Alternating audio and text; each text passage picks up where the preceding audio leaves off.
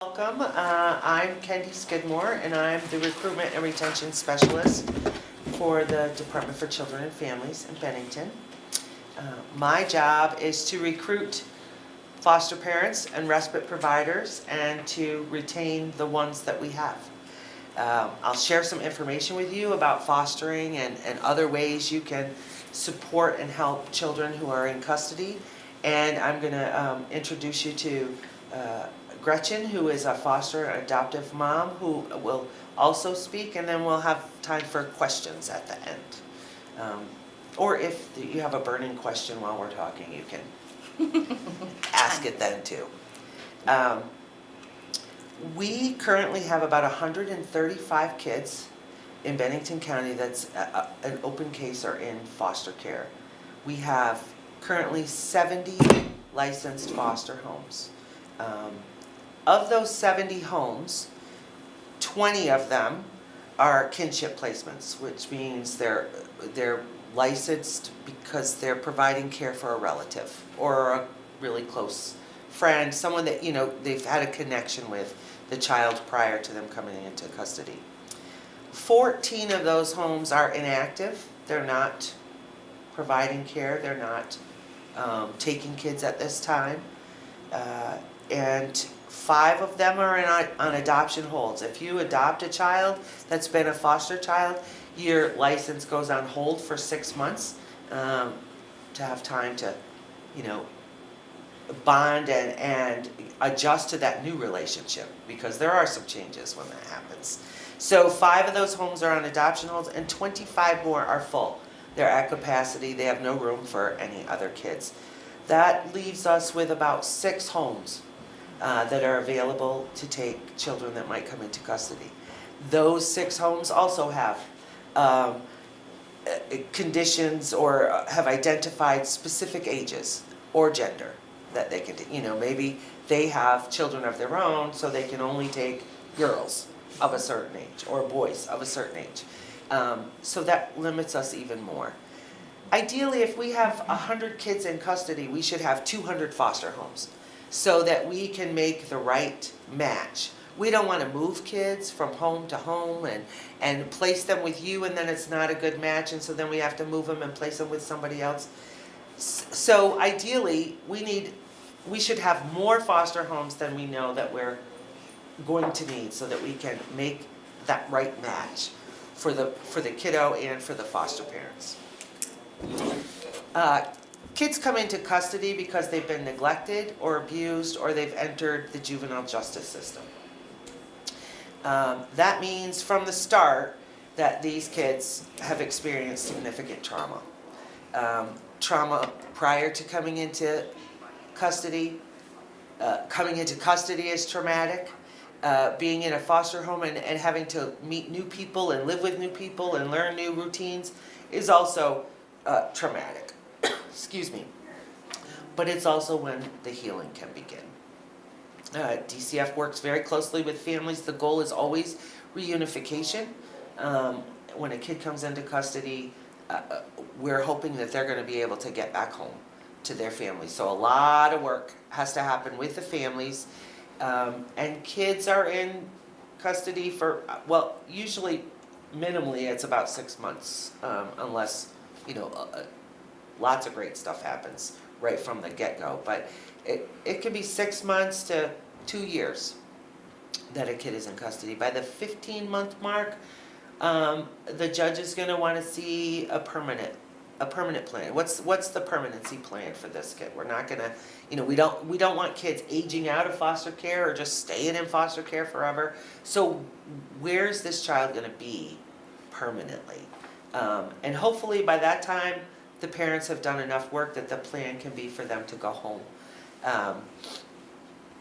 If and when a child is reunified with their family, it's called a conditional custody order, and DCF stays involved for an additional 6 months, just to make sure that it's going to work and that they've been out of the home for a while, so now we're putting the children back home, and we want to stay involved and make sure that that's going to be successful.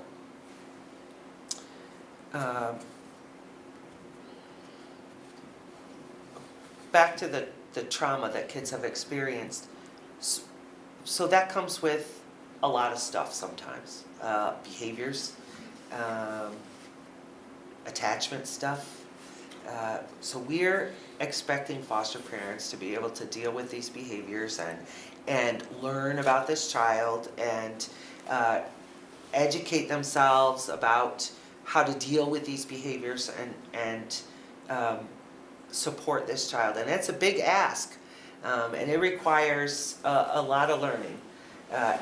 DCF will provide training free of cost, and there is training required to become a licensed foster home, but always continuing the learning is very important.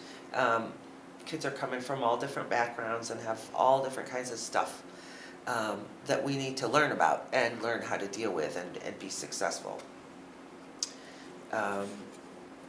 We do pay foster parents a tax-free stipend for caring for the child. We realize that it's not enough. It's not what we would hope that we would be able to pay for the hard job that foster parents have, but it is what it is. In addition to the stipend, though, we can provide, excuse me, every child has health insurance coverage. If they're under school age, then daycare is paid for. We provide trainings and education support, respite for foster families if they need respite with their foster child. Mileage reimbursement if you're traveling and having to transport the child to visits and whatever, we will provide a mileage reimbursement. What am I forgetting? Anything there? We have a foster parent support group that meets every month, and they provide enrichment activities for foster families. We help with camp scholarships for kids. That group is pretty involved with helping to support the kids that are in custody and their foster families. So that we try to get all foster parents to participate in that monthly gathering of foster parents.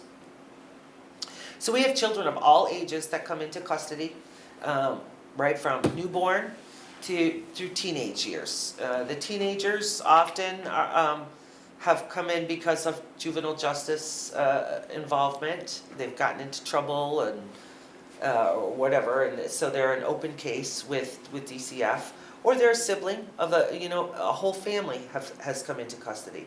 When that happens, we try to place the kids together, but with very few foster homes, it's unlikely at this time that a family of 3 children are going to be able to be placed together when our foster homes are full. Case workers are assigned to the families and develop goals for families to work on and set up visits for the children and work on that reunification plan. My job is pretty much to work with the foster parents and be that kind of in-between person, making sure that foster parents are having a good experience with caseworkers, that have the resources and the supports that they need, as well as trying to recruit additional foster parents. I, myself, have been a foster parent for 16 years. I've had over 75 children in my home. I've provided foster care, kinship care, guardianship, respite, and I've adopted 6 children. So this is my daughter Bella. Bella is adopted, and she came to me at 2 days old, right from the hospital. So I thought she was the last one I was going to adopt, but we did adopt one more. So I've also done all ages. Bella was really the only newborn that I did, because I would keep all of those probably. But I've done teenagers. I've done all ages. My favorite, I think, is the teenagers. They're self-sufficient. They're a lot less work. Comes with other challenges, but surprisingly, we don't have a lot of people that are interested in fostering teenagers. So if you know someone who loves teenagers, please send them my way, because we don't have anyone that will, at this time, that's interested in taking teenagers. And I have, I've always had teenagers in my house, and been pretty successful, I think, fostering teenagers. So it's not what everyone thinks it might be. It's not as bad as you might think. I think it's probably the hardest job I ever did, but it's also the most rewarding. I've appreciated every kid that's come into my home, and I'm amazed at the resilience that kids have. I've been able to maintain contact with many of them, and now they have children. Many of them have children of their own. So it's been quite a journey, and I feel very blessed to have been able to help all those kids and have all those kids in my home. So I would recommend everyone do it. At least try it. So at this point, I want to introduce Gretchen, who is also a foster parent and adoptive mom, and I think she's got some stuff she can share about her experience. She came on board at a really tough time during COVID, so things have changed a lot since that sort of shutdown of everything.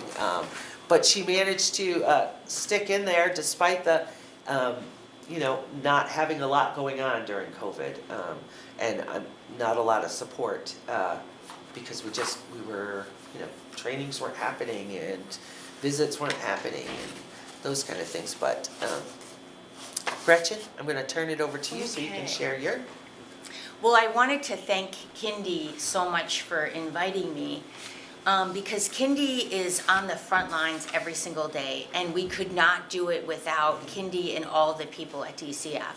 Like, I am in awe of these people who are working in crisis, which, I don't know why I didn't realize it wasn't a crisis. It's a huge crisis for everybody, and are doing everything possible to make the best decisions for the entire family with no time, and it's really, really hard. So, Kindy, I appreciate you so much, thank you.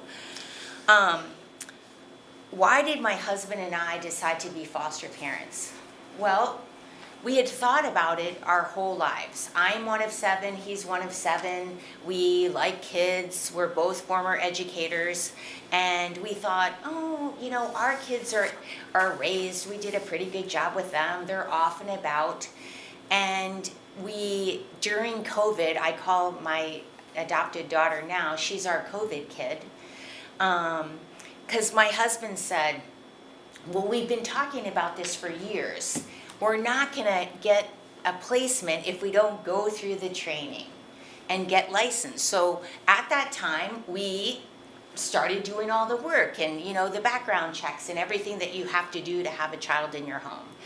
And so then we were ready. But that's really what made us. We thought, we're older. We right now we have a 30-year-old, a 32-year-old, and a 37-year-old, and now we have an 11-year-old. But we, thought that we were prepared and had the time and energy to be able to put into it. So that's how we got it. And we have this space, and we both come from large families. We love kids.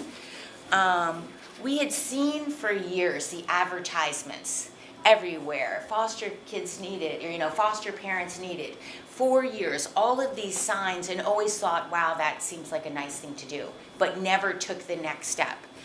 Both of us, too, have friends who have done foster care and are in awe of them and love them and thought, wow, we think we would want to do that. But it took a long time for us to come to the place where we put the pen to paper and did all the hard work. So I want to thank you guys for showing up, because it's a big step to walk through this door and say, I want to go forward, because it's a huge commitment. So thank you. I applaud you for that. What we discovered in foster care that we did not know, and I don't know why I didn't know this. Foster care is a crisis situation. Kindy said that a little bit.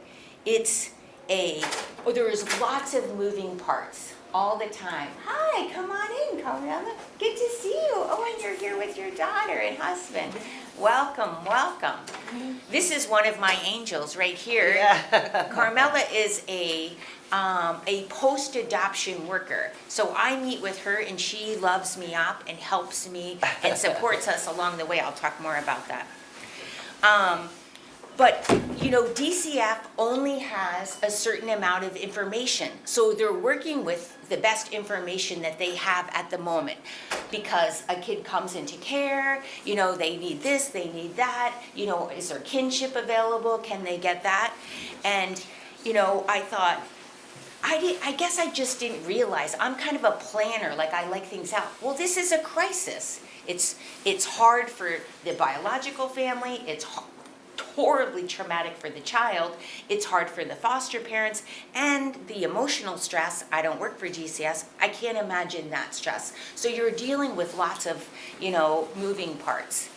And, you know, like I said, I'm a planner. Like, I like things planned out, neat and tidy. Well, this is not neat and tidy. Everything is unexpected. And we learned pretty fast to stay in the day, just do what we could with the information we had at the moment. And we really got, especially me, we got online and started investigating other resources too, you know, but we had the time and energy. The next thing we learned, because once again, we thought we were so good at parenting. Parenting a child, we realized with trauma, is totally different than parenting our other children, which I didn't know. I said, oh, we raised our kids with a philosophy, raising kids with love and logic.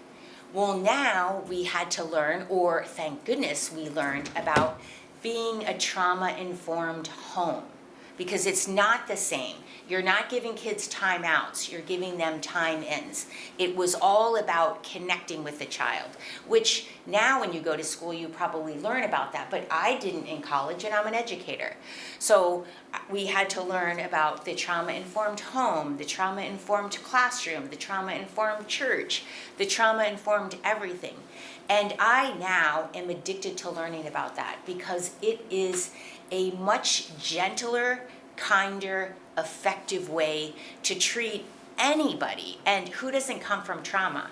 I said, going through COVID for the whole world is enough for everybody in the world to be trauma informed. It just works. So that's what we learned.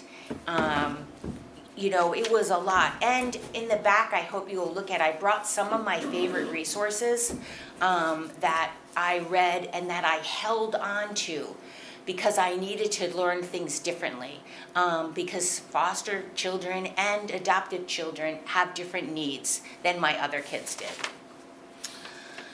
I already said everybody is doing the best they can with the information they have. So the other thing is, once we went through the training, and the training was unbelievable. Like what I learned and you can do it now online at your own pace. So my husband can do it on his time. I could do it on my time. You can take your time and go at the pace that you need, because it's emotional. And there's little things that you can try. But I really learned, like, oh my goodness, like I knew other people who had adopted children before or fostered, but I'm like, I just didn't think that. Like, I didn't know. So it's so much information to learn, but it is life-changing information. Or for me, it's been life-changing. So the other thing I didn't know was all of the players in the system that have helped me or helped our family. There was the licensing person. So it started out with that. You fill out all the paperwork, and then you have a licensing person, and that person comes to your home and they go through your house and make sure you have running water and everything is safe. So you do that. And they were really nice. Like, I was afraid at first, but they were very kind and just wanting it.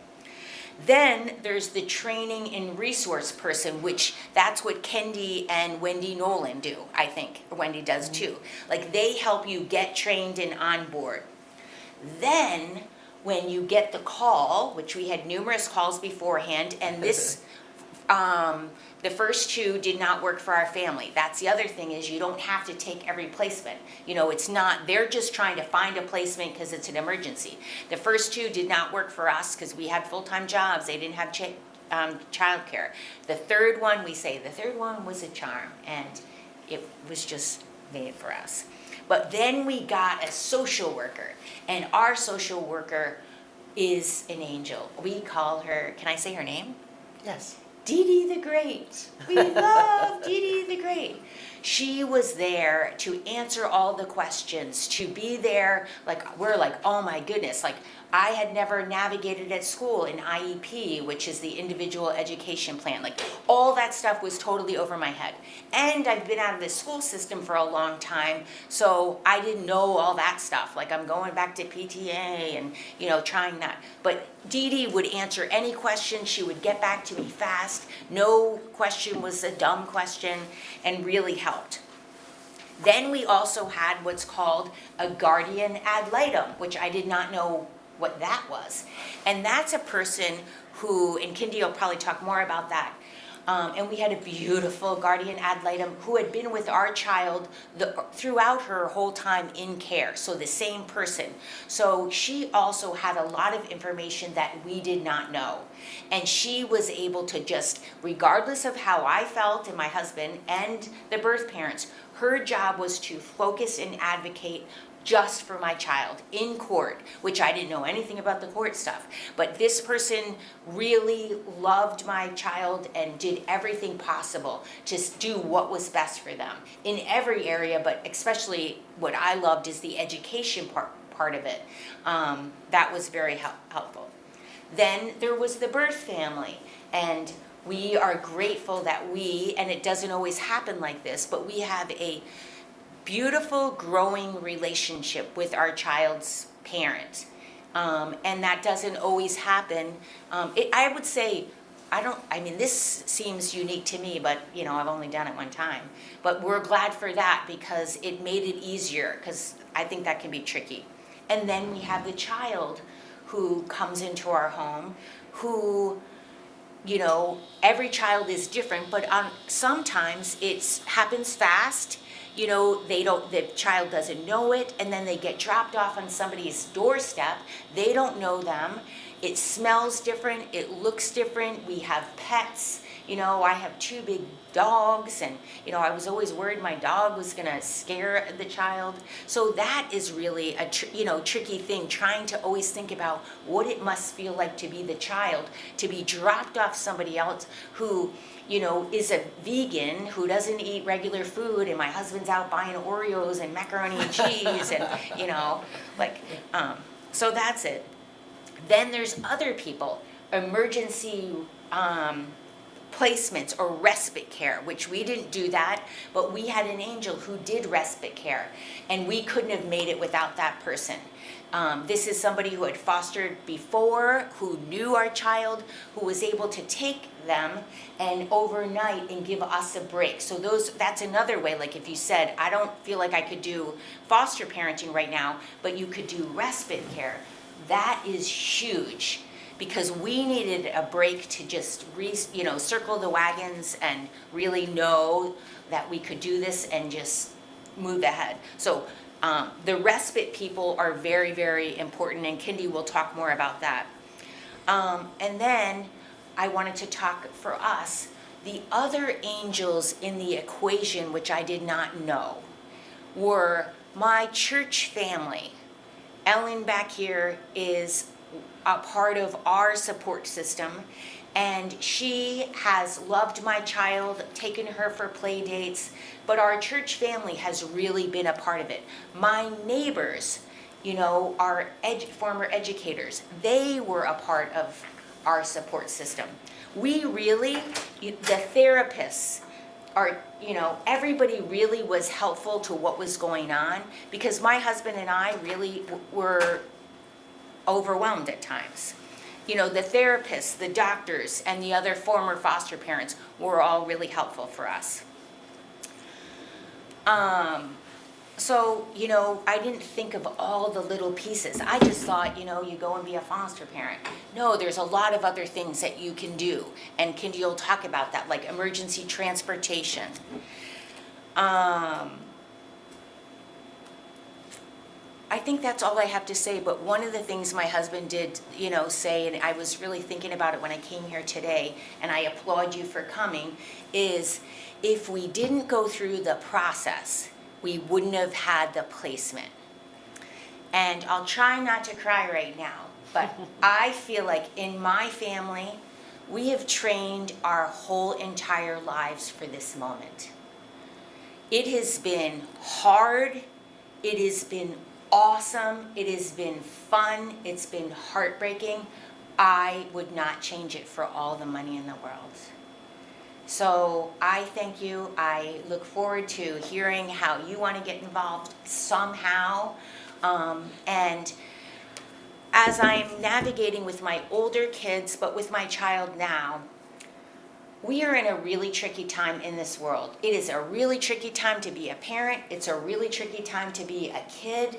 And any support we can give anybody, I could have used these angels when I raised my other kids. But I thought when I was raising my other kids, I couldn't ask for help like this.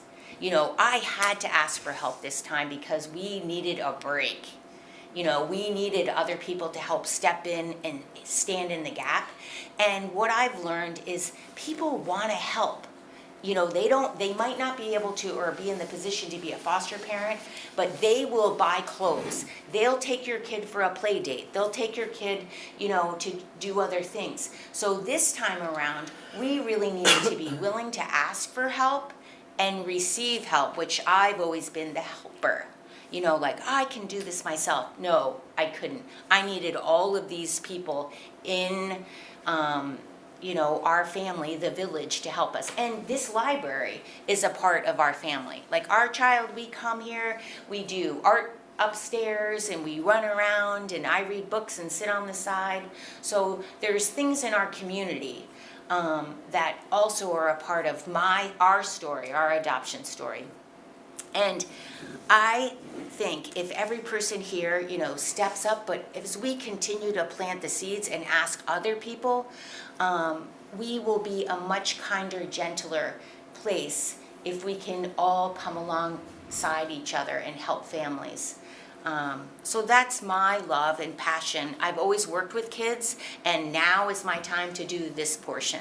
So thank you for coming and listening to my story. And we're on foster hold right now because of adoption, but we're coming up for air, and now we're thinking about doing respite and other things. We haven't signed on the dotted line yet because it's a process, but we're getting to the point where we're saying, okay, we're ready again.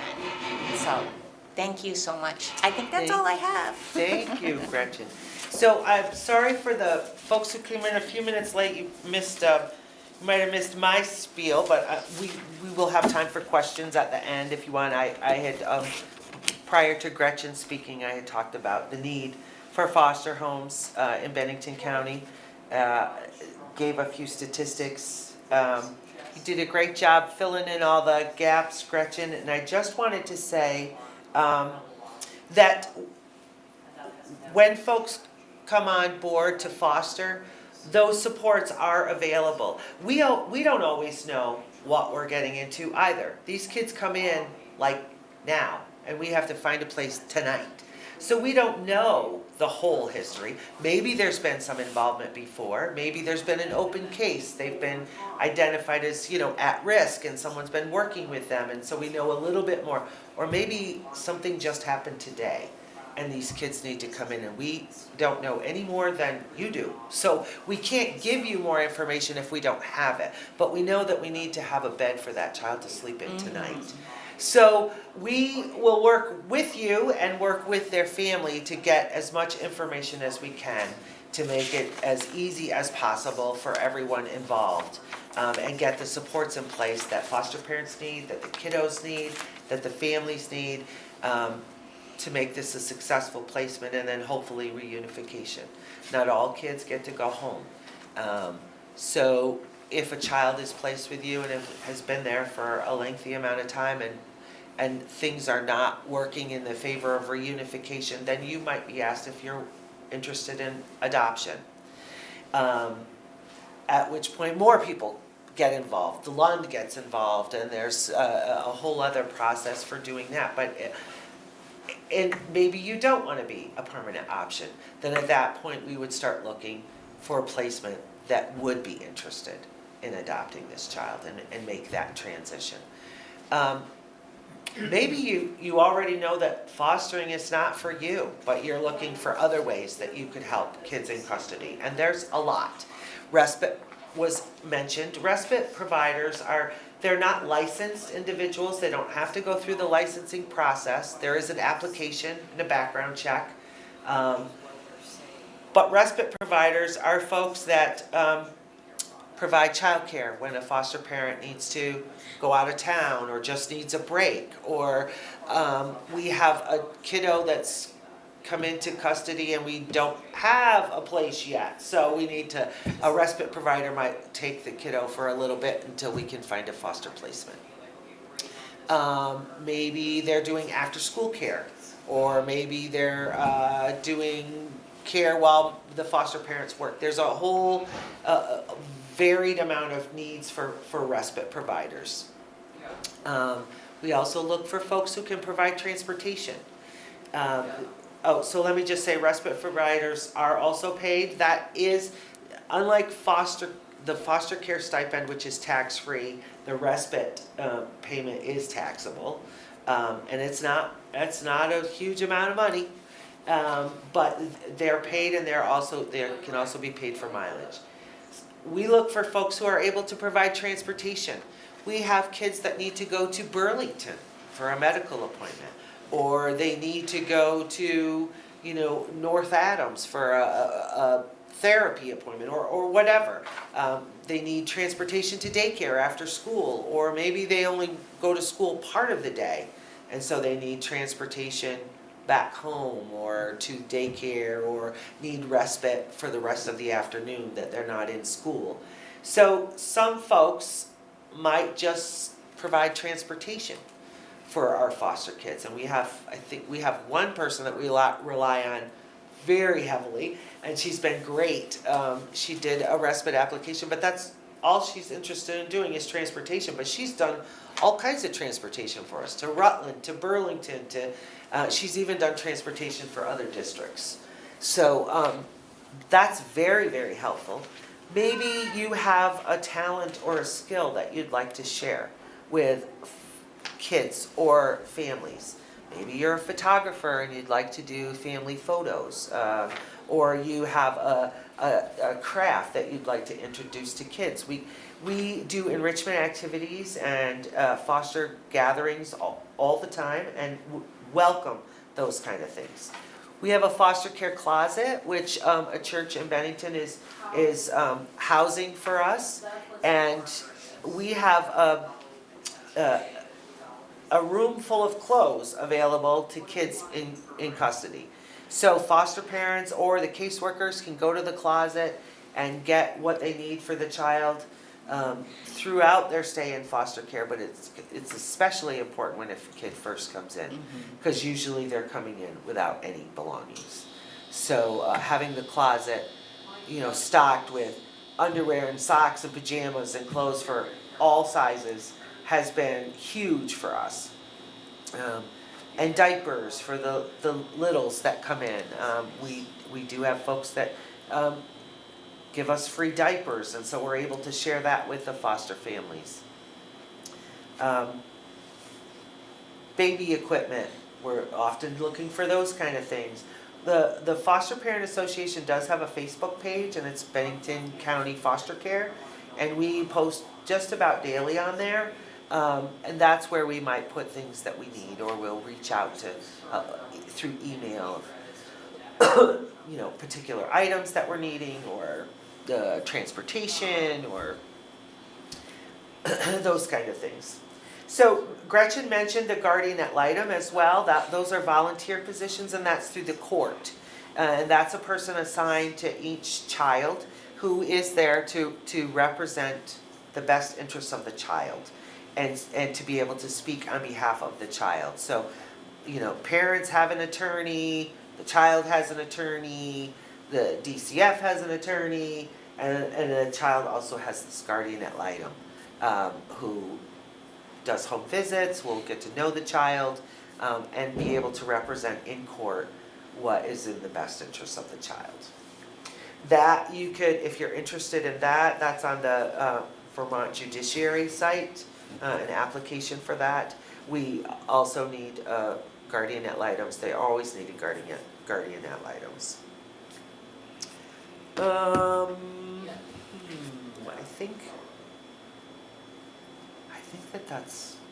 think I've covered everything. I'm happy to answer questions. I'm sure there must be questions. Let me just say, everybody gets one of the green bags, and there's more information in those. I also need everyone to sign in, please. And on this table are some books that Gretchen brought in that were very helpful for her. I have a couple posters over there if anyone knows of a place that they could hang a poster saying that we need foster parents. I'd love it if you could take those. And I do have applications with me today because I'm sure you're all going to want to fill out an application before you leave. So I do have those. But I'm happy to answer any questions. Yeah. Because I know you have specific ones. You came with a list, right?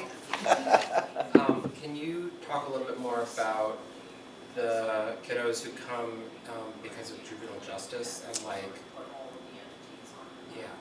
Yeah, so those are typically older kids, teenagers, preteens. They've maybe picked up charges. Maybe they've stolen or they've been in a fight and so it might start out as an open case, but they are assigned a worker at DCF. And usually that's Dee Dee, that Gretchen mentioned earlier. She does a lot of the juvenile cases. They don't always end up in a foster home, but sometimes they do. If parents aren't able to help support them I'll give you an example. I have had a teenager who came into custody, was placed with me, but was also involved in the juvenile justice system. The family was not able to make sure he got to court, make sure that he got to see his probation officer. So things just started piling up for him, and so he came into custody, was placed in a foster home, was able to get off probation during that time in a foster home. And some work was able to be done with parents at the same time. So that's what that's what I mean when I say they're involved in the juvenile justice system. And it could be, that's the only thing, and the parents aren't involved at all, and they're not placed in a foster home. They're just like juvenile probation, or it could be that they are actually in a foster home and involved in that. I have a question. Yeah. I have 3 adopted children. They're not kids. Like 30 to 40. Yeah. There's 3 of them. I've had them since practically birth. Wow. Adopted from other countries. So, and I'm also, I haven't done it in a long time because I'm into a new business now, but I'm Montessori certified and my child care degree and things like that from way, way long ago. I love babies. I'm good with babies. My husband loves babies. I would be interested, in fact, one of my good friends in New Jersey before we moved here, she would foster babies. That's what she did. And I remember going over there because she was fostering puppies for me because I had a puppy business here, rescue. And I would go over and she said, oh, we just picked him up, at 2 o'clock in the morning, but he was drug addicted, because the mothers, a lot of drug addicted mothers, and then they have to go and try to get clean. Sometimes they do, and sometimes they don't. But I remember her going over there, and she'd been up all night because he was addicted to drugs. It was awful. And I remember saying, just go grocery shopping, do something, give him to me, I will rock him. And I just remember and she did that, and then as soon as that baby went, back, and sometimes it's a year, oh God, I said, how can you? how do you do it? I mean, you know, because he only knows you as his mom, right? And she had a lot of stuff. But I was really so impressed. And they would go back. It was interesting because the one thing that bothered me a little bit is they'd have to take the baby, maybe if she's had him a year, and go to the place where the birth mother comes and leave the baby in a room with somebody. And then the mother would come and take the baby and you never see the baby again. And I thought to myself, you know, is there some kind of an abandonment? Like, you know, children feel like all of a sudden they're ripped away from the only mother they ever knew at a year and a half. And then you're not allowed to see the child again. That's how it is in New Jersey. That's not how it is here. Yeah, yeah, because so that always bothered me, and I said, you know. So, and for kids who are reunified Yeah. with their families, we are, you know, that is really up to the family. Right. DCF is not involved anymore, so we can't dictate or order that they maintain contact with a foster parent who has fostered this child Right. for a year or 2 years.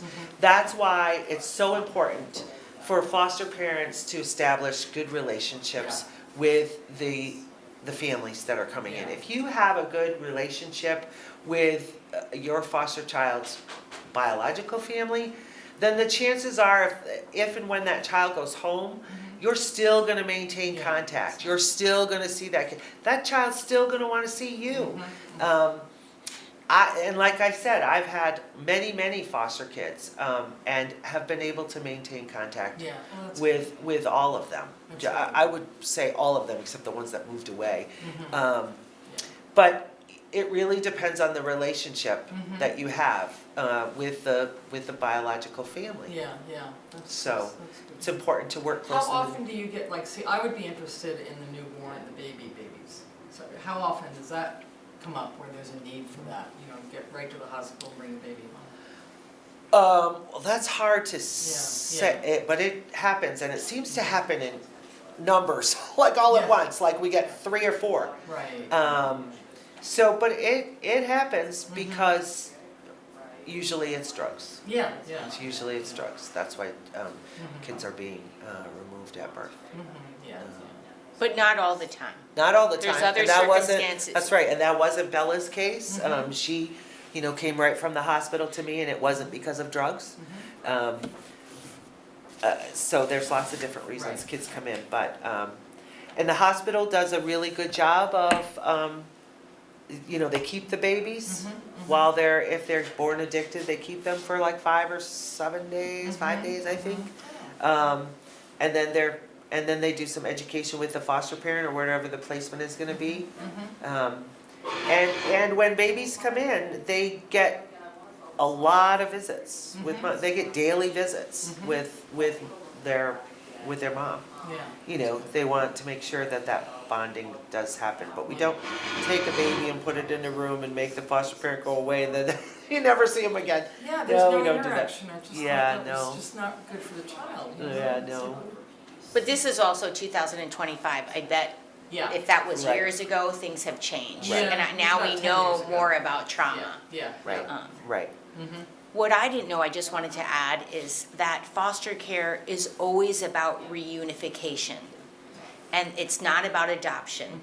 And the other piece of the puzzle that I didn't talk about is that how DCF, or I don't even know who it is, the Easter Seals are working really hard with the parents to do classes behind the scenes to Right. make it possible for a child to go home.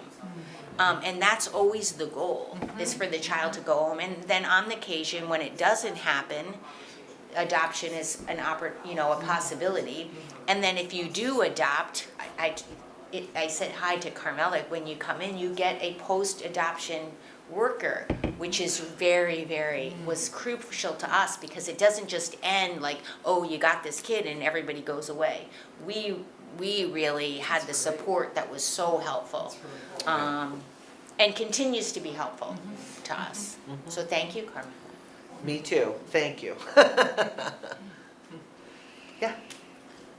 Given the challenge it is to find medical care, just like for adults and for like normal people here in the county, in terms of just a GP or a psychiatrist, Is there any kind of like expedited shortlist, or like if the child that you're paired with needs psychiatric or a GP or something like that, is there like an expedited way to connect them with that?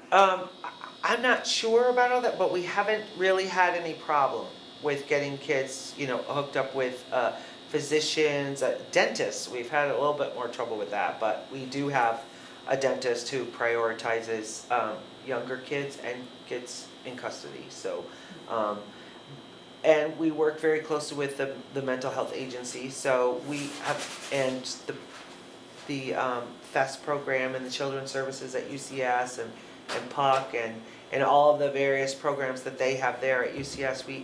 We have been pretty successful getting kids involved in programs that they've needed, and participating in those. I think one of the biggest challenges is the schools right now, putting kids on reduced days, because of their behaviors or whatever. They then put them on a 2-hour day, school day. That really wreaks havoc with schedules and services for kids. And they seem to be doing a lot of that lately. I think what I'm speaking about more specifically is that, like, for example, a colleague of mine has someone she adopted who has like extreme bipolar. Uh-huh. And so talking about just like ways to detect as early as possible, like manic depression, bipolar, any of the things that like may or may not be trauma induced, but may or may not be part of the causes for why they were separated from their parents to begin with. Right. As a way to like best support the child so that they're not going through those extremities before you figure out necessarily that like they need that additional care. Right. So caseworkers do try to get a health history on all parents, and so we have some of that information for kiddos, like any diagnoses that parents had and all that, and get them in services. I don't know that bipolar and those kind of things can be diagnosed at a young age. It usually has, I believe it usually doesn't get diagnosed until they're 18. Yeah.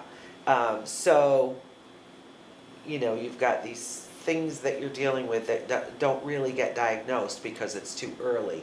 But there is testing. The schools help support that, for autism spectrum and all of those kind of things. Once they're adopted, if they're involved in post-permanency supports, that support worker will help get connected to services. But we do try to get all of those things in place for kids while they're in custody. If they're adopted, like you're speaking of, I'm not sure what's available aside from the Easter Seals, if they're not involved with the Easter Seals post-permanency services. It's like anybody who has a kid who needs to see someone. There's waiting lists or there's whatever. Yeah. So I would say that our social worker was very, very helpful getting into, doctors, that kind of stuff. In the state of Vermont, we all know we're in a mental health crisis, so getting access to care in that way is very tricky.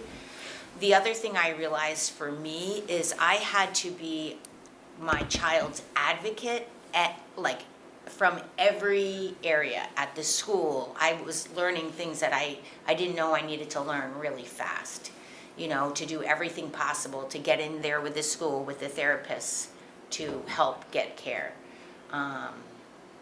Because it's that's a learning curve, but there's help out there. The Vermont Family Network was also really helpful to us. There's a place I don't know where it is, but you can call them up and they can help you with services of, navigating IEPs and mental health. Like it was, to just have somebody on the phone to answer questions was very helpful. Right. That was another resource that I was given. I have a question for families that have children. Is there an age recommendation? For example, I know Lunch for Adoption recommends like younger children when you already have a child. How about fostering? Is there like a guideline there? No, there isn't. We're really gonna rely on you to determine what's best for your family. You might think that your child would do fine with a teenager in the house, or a little tiny baby or a toddler. Maybe you want someone who's the same age. You know, we have no way of knowing what's gonna work best for your child. You're gonna be the expert on that. But there isn't anything in writing that says, oh, if you have a 9-year-old, you can only take under 7. Nope, there's no guidelines for that. We're gonna rely on you for that. Other questions? Yeah, go ahead. Last one. It's okay. Ask as many as you want. Not knowing the specific age that you're getting in foster care. I know that you mentioned the closet that has like the clothing and stuff, but like if it's a baby and you need a stroller and a crib, or if it's a 3-year-old and you need sheets for a bed, or like how does your agency support those like overnight changes to like beyond clothing structurally support the placement? Right. So we do also keep some of those items in a storage. We don't have a lot, but we have some folks out there that we know have cribs or have this, or you know, so they're holding on to them for us. We have the people that we can call to get those things right away. We are also able to go purchase some things. You know, we can go to Walmart and pick up the bottles and the, you know, whatever is needed for the child. When a child comes into custody and we're placing them with you, the other thing that happens is, you know, you only get paid once a month for a placement, and it's on the 15th of the month. So if we're placing a child with you today, you're not going to get paid, excuse me, until April 15th, and only for the days in March. And then on May 15th, you're going to get paid for the month of April. So we'll provide food vouchers and those kind of things for the family when they have extra kids moving in. Yeah. So we'll help get any of that stuff that kids need. And then, you know, we've had placements. So say we place a baby with you and we've gotten a crib and whatever, and then baby goes home. And now you have this stuff, you might send it back, you know, and we'll put it back in storage for the next baby that we need to place in a home that doesn't have a crib or whatever. So yeah, we'll make sure that kiddos have what they need.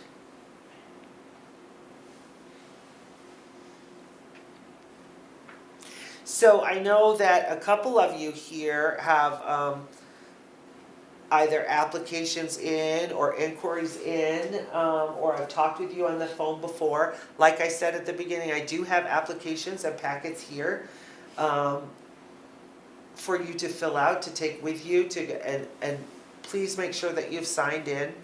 I want to make sure that you don't leave with any questions, any burning questions that you've had regarding, excuse me, how you might get involved or be. Well, I have one question. How long does it, once you fill out the paperwork, how long does the process take until you maybe take a job? Oh, it happens much faster than you could imagine. Yeah, right. So once the paperwork is filled out, we will send it to the licensing unit. We may have, so you may complete your application and send it, and I'm sending it up to the licensing unit, but we have a kid that comes in that I know is going to be perfect placed with you. Excuse me. We can do a records check in our office. We don't do them unless we have to do them on, you know, emergency basis like this. Excuse me. So we can clear you, and we can also conditionally license your home. We can do a district approval, it's called. So any staff person at the local office can come and, excuse me, do the licensing. And then, so that a child can be placed with you. And then licensing kind of speeds up their process, because now you already have a kid placed with you. So Yeah, it can happen really fast. Yeah. I remember when I filled out my application to become a foster parent, 2 days later, I had a kid. Yeah. So, And if you go, like, if you have a child, and you have a vacation plan, that's where the respite person would come in, or? the respite can come in. You know, we love it when foster parents can figure out how to incorporate these kids into your family. Oh. And make them feel like part of your family. So if you can take them on vacation, Mhm. that's great. That's great for So the you kid. can leave And to stay with them? yes, Okay, see, yeah, Yes. that's interesting, yeah. yes, you can. Another question here. So, as post-permanency, I know I help families get funds for extra classes, for, summer camp, music classes, gymnastics. Is there that kind of support for fostering? Like if I have a child that wants to go to karate classes, is there like funds to support that kind of extra activities? There is supports available in a limited capacity. So the Foster Parent Association will contribute like $100 towards the Vermont Foster and Adoptive VFAFA will also contribute, if you're a member, can contribute $100 toward that. We could ask for sponsorship for those bigger things. We do have a couple of sources that we can ask for sponsorship for things. But so it's minimal in that amount, it's $100 here, because part of your stipend is also considered for enrichment or allowance or whatever to be used for that. So no, we can't fund, an ongoing probably gymnastics class that might cost, $200 a quarter or whatever. I'm just using that as an example. That's not going to be something we're going to be able to do, but Yeah. those one-time camp funds in the summer, we'll assist with those and try to help find sponsorship as well. Yeah, the classes are not so bad, but when you go to summer camps, the Right, price can right. really be. Right. Also, we look for, we'll ask the camps if they can provide some scholarships as Yeah. well. That's a Yeah. good- Because they're usually pretty good at providing scholarships for kids, foster kids or, kids with special circumstances. So we'll look for scholarships and we'll look for funding support. Yeah. I don't know if you've already covered this at the beginning, but what's involved in signing up Okay. to be a foster? Yes. I think that I covered that at the beginning, maybe before you came in, but I'm happy to go over it again. There's an application, and I have some of those. So you fill out an application, and what they'll do is a background check. They're going to check to make sure that there's nothing on your criminal history that would be a red flag for placing children with you. A licensor will come to your home and check to make sure you have smoke detectors and carbon monoxide detectors and that you have running water and it's a safe environment for a child.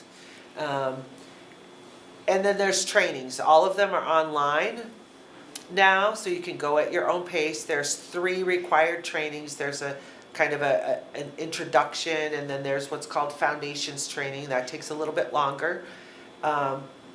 But you can go at your own pace. And then there's the last training you have up to a year to complete. So you don't have to do them back to back to back, but we really need the foundations training done right away. And fingerprints, you have to go get your fingerprints. Even if the job you're in required you have fingerprints done, or you just had your fingerprints done last week for this person, we still need you to do them for us. And they pay for that. The state will pay for you don't have to pay for anything to become a licensed foster parent. The courses, does that cover like how to respond to possible trauma? Yes. It will cover a lot of that stuff, yes. And like I said earlier on, it covers a lot, but you're also getting a lot of information all at once. So it's good to just keep getting trainings, keep getting all of the information you can. Read some of the books. Gretchen has brought books that she's found very helpful. The more information you can get, and it makes more sense when you get that child in your home, you know, and then you're looking for that kind of information, because every kid is different. But there's also trainings to help you become trauma informed. There's trauma trainings in addition to the foundations trainings and the other trainings that DCF offers. There's training specific to trauma. And all of those are at no cost. It doesn't cost, you know, we provide trainings, and we provide online trainings at no cost to foster parents. And there's always continual trainings, like my husband and I took, it's called RPC Plus. That's the one I was Resource talking about. Parenting Curriculum, and that too was life-changing. You know, it was a parenting class, you're on Zoom with other parents and sharing back and forth what people are going through. And the internet is kind of a pain in the neck, but you can find, there are so many fantastic people out there doing fostering and adoption type stuff. You can find anything within moments. Like I found I was always like, I'm having this, and you know, things will come up. So We even have a foster parent college. Did you know that, Gretchen? no, Online. I There's a would be foster interested in parent that, because It's I'm a- addicted to learning this stuff now. There's It's on the so, state the website. resources are great. And continuously, you can go in and say, I have this going on, how would I handle it? And then I also did foster parent coaching, which I met online, and you could get a foster parent coach, and there's 10 people on there, and people share what's happening in their home, and these people listen. They don't give you advice, but they say these are some tools that would work in this situation. Because as I said in the beginning, it was totally different than parenting my other children. It was not the same at all. There's what's called reactive attachment disorder. Like some children have that, which is attachment if they're not, and really about connecting with children. You don't give, which I didn't know, you don't give kids in foster care time out. You give them time in. It's all about connection and rebuilding neural pathways in the brain of new ways of doing things. Because they say, now I know, a lot of kids, I'm sure they are in foster care, have behavior problems. Well, now I know behind every behavior is an unmet need. That's how we communicate. When we act ornery, it's because a lot of times something else is going on, but we don't know it. But when kids act ornery, we don't allow them. We think they're brats, you know, or jumping all over the place. We don't look at them the same way. Adults are allowed to have a bad day, but we want kids to be joyful and happy and well-behaved. How do you be well-behaved when life is tricky? You know, I don't want to be well-behaved all the time. So it's really the resources available. There's John DeGarmo out there. You can just Google him. He's written books on it. But the podcasts that are coming up, there's another woman, Laura, who does podcasts about foster, you know, parenting things every single day. Covers everything that you can imagine. And in addition to the trainings that are offered and or required to become a foster parent, there is regulations. There's foster parent regulations, and you would be given a book of those regulations. You can also find them online. Just things like, you know, regulations around swimming pools or around firearms, you know, around the space that the child is sleeping in. There's regulations about all of that, and you're provided with those too.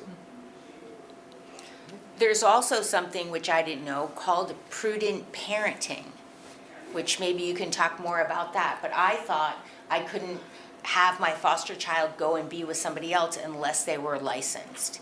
But there's, you know, some things that you can do. It's called prudent parenting. Like if you have a good feeling about that and you feel like this person is okay, they could go on a play date. So that's Yeah. something I hadn't thought of. When kids are in custody and placed in a foster home, we want to normalize that as much as Yeah. possible for them. And the guidelines and the regs have changed over the years to help accommodate that. I mean, it used to be that kids couldn't go anywhere else except, they couldn't go to an overnight at their friends if they were in foster care. They couldn't, go anywhere except to another licensed foster home. That has changed now. We want kids to be normal kids. So they can go stay overnight at their friend's house as long as you think that that's okay. And the caseworker doesn't have any reason to think that that's not okay. You might have older children that you would like to leave in charge. You're going out to dinner and so your older child is gonna stay with your foster child. That's fine. We want you to use your natural resources. Unless, one of those people are not Safe. Not safe. Then we're gonna say, no, you can't. But we want you to use your natural resources that you would for the other children in your home. Yeah, go ahead. Another question. Yeah, that's good. Contact with birth parents while in foster care, how that works? It's different for every kid. It depends on, like I said earlier, newborns get daily visits, sometimes all day long. They get 8-hour day visits. Those usually happen at the office. Thank you for coming. Thank you, Alan. Nice to see you again. Nice to see you. They could have 8-hour visits. Other kids might get 1 visit or 2 visits a week. Sometimes they're supervised, sometimes they're unsupervised. They can have contact with their parents without supervision. It's different for every kid, and it depends on what the reasons are that the child has come into custody, and it depends on what's happening with parents right now. My question is kind of similar to that.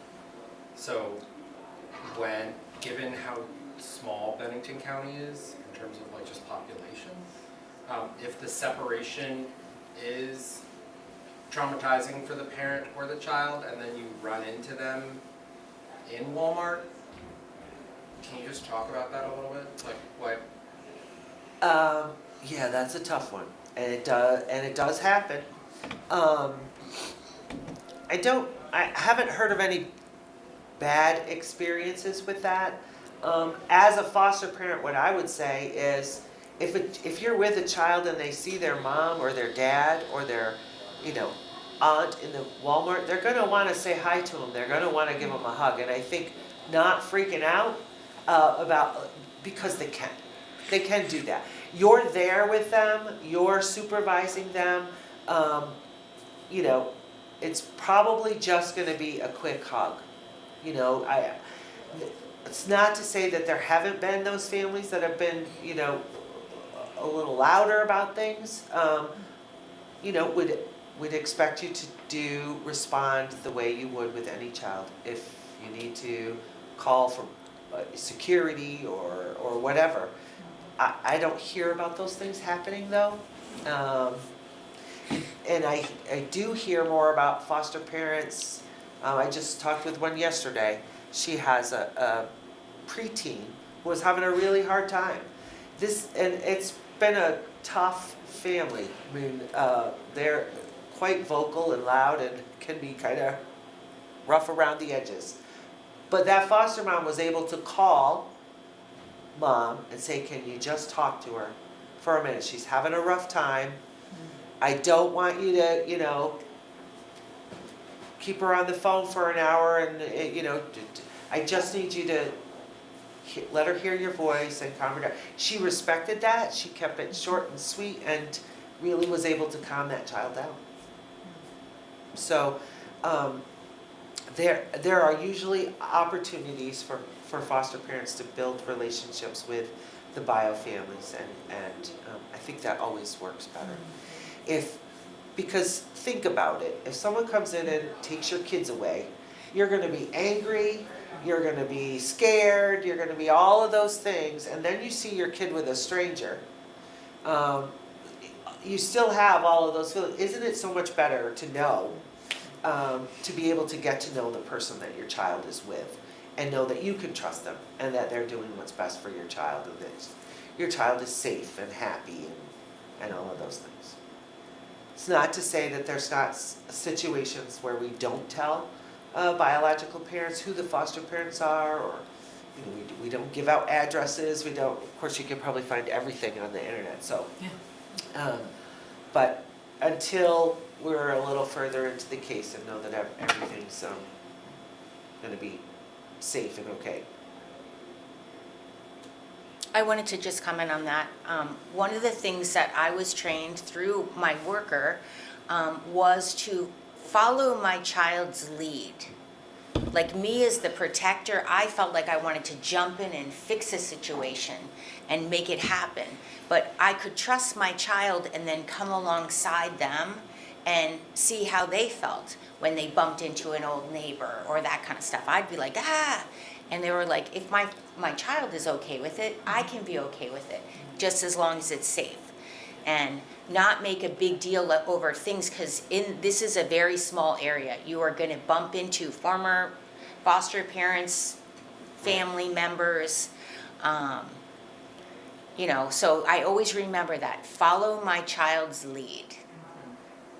And it really, really helped. And that's what I do. I have to stop getting upset myself because I'm upset and brokenhearted, but my child is fine. Right. So step back, breathe. I hope that helps because it really helps me. My person said, follow the child's lead. It's okay. If they want to hug the person, it's okay. As long as everybody's safe. Right. I have a question. Yep. I know if a child is going to a school that you don't want to change, you wouldn't want to take them out of the school. We're in Bennington County, but we're not in the SVSU district. The school in town isn't. Would there ever be a case where, you know, supposing we get a child in the summertime, would we be able to enroll that child in a school in another district? Or is it not something? Well, anything's possible. It's always a possibility. But I think the reasoning for keeping kids in the school that they're in is that the less change that we have for kids, the better. That's where the family's been connected. That's where the services are probably happening. You know, if there are services in place. Also, it makes it more challenging if you're considering, you know, that reunification is the goal for parents to be involved in the academics and the school life of their child if their child is, you know, out of district, you know, out of the supervisory union, out of their school of origin. How can they be involved in that? And the reunification is always the goal. That's not to say that a little ways down the road, you know, after the child's been with you for a while, depending on where the case is going and what's happening, that, you know, we might decide it makes more sense for the child to switch schools. That there's something like, he said summer, right? So let's say we get a kid for summer and there's no school, but our district offers free summer camp. So it's not school, but it's like, Right. would this kid qualify for our district that is different going to that summer camp, even though they're not? If they're living with you, yes, I believe they would. Okay. Yeah, I believe so. Not everywhere we get free summer camp. Right, Yeah, right. that's awesome. Yeah. I'll move there for the Yeah. summer. Right? You got room? But it's not an issue not living in the city, like supposing that you're not in Bennington. No. We're far from Bennington, but we're in Bennington County. Right. No, it makes some things more challenging, like transportation. We have foster families that live in, say, like Reedsboro,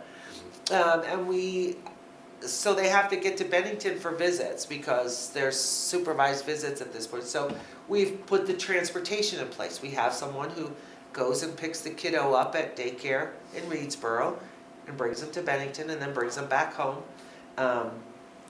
So that's when all of these other things that I talked about earlier, all the other supports that we look for and we need, it's to help supplement those kind of things or put those things in place for kiddos that are placed further away from the town. And our kids come from everywhere, so, but, you know, we have several, it's funny, we have several families, foster families in Reedsboro. Not a lot of kids come into custody from Reedsboro, but so we're transporting, and sometimes the foster families can do the transportation, and that's great. But yeah, we'll help figure that out. Other times we might, decide that it doesn't make sense because it's too much. Too much time in a car, too much traveling. We had, for instance, we had kiddos placed in Manchester whose school, daycare visits were in Bennington, and there were these times in between, so it was like 2 trips a day or so. That doesn't work well. Then we really need to figure out a placement in Bennington rather than excuse me, so far away. Any other questions? I'm going to remind you to make sure you get the bag. If you want an application, I have applications. If you are only interested in respite, there's only 2 sections of this you need to fill out. If you're interested in fostering, there's a whole folder for you. So respite providers fill out sections 1 and 3. You might want to decide to start out as respite and then move into fostering. Maybe that makes more sense for you. Whatever works for you, and I'm here to answer any of your, if you think of any questions before I leave, but if you'd like applications, I have those.